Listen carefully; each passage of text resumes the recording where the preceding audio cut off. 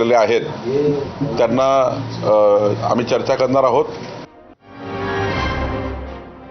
मंडळी, बंडखोरांना थंड करण्यासाठी मुख्यमंत्र्यांच्या प्रयत्नांना किती यश येतं हे तर आता उद्याच कळणार आहे। पण इकडे मुंबईत विधानसभा अध्यक्ष राहुल नार्वेकरांवर बंडोबांची समजूत काढण्याची वेळ आली।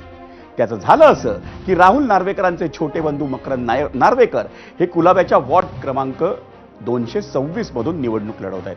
कालपर्यंत त्यांच्या विरोधात केवळ 2च उमेदवार होते आणि त्यातही एक उमेदवार हा भाजपचाच बंडखोर होता। पक्षानं तिकीट नाकारल्यानंतरही भाजपच्या अशोक पाटलांनी अर्ज दाखल केला। तो वैधही ठरला होता, पण त्यांच्या उमेदवारीनं मतांचं विभाजन झालं असतं आणि त्याचा फटका अर्थातच भाजपचे उमेदवार मकरंद नार्वेकरांना बसला असता। हे सगळं लक्षात घेऊन राहुल नार्वेकरांनी आज पुढाकार घेतला आणि त्यांच्या शिष्टाईला यशही आलं। त्यामुळे अशोक पाटलांनी आपला अर्ज मागे घेतला। आता मकरंद नार्वेकरांच्या विरोधात केवळ एकच अपक्ष उमेदवार उरलाय। उद्यापर्यंत त्या उमेदवाराला समजावण्यात नार्वेकर म्हणजे राहुल नार्वेकर यशस्वी झाले तर मकरंद नार्वेकरांच्या रूपानं भाजपचं मुंबईतही खातं उघडू शकेल। मंडळी,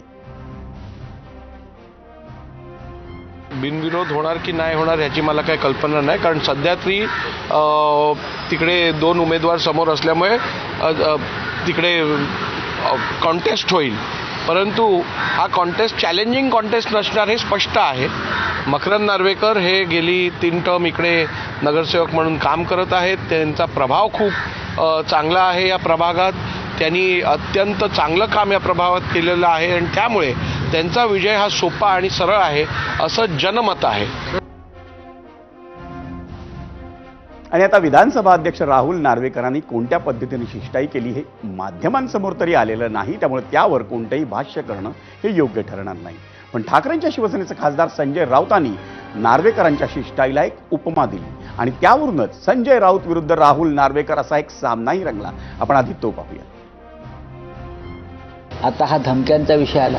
विधानसभा अध्यक्ष महाराष्ट्राच्या धमक्या देतो विरोधी उमेदवारांना, दबाव आणतो प्रशासनावर।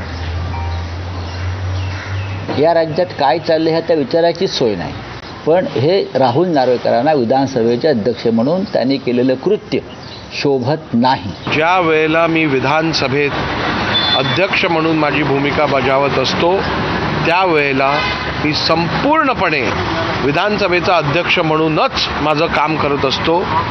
ज्या वेळेला मी माझ्या मतदारसंघात काम करत असतो त्यावेळेला मी या मतदारसंघाचा आमदार म्हणून माझ्या जनतेला न्याय द्यायचं काम करत असतो। त्यामुळे संजय राऊतांनी मला माझी जबाबदारी शिकवू नये। मंडळी, आपण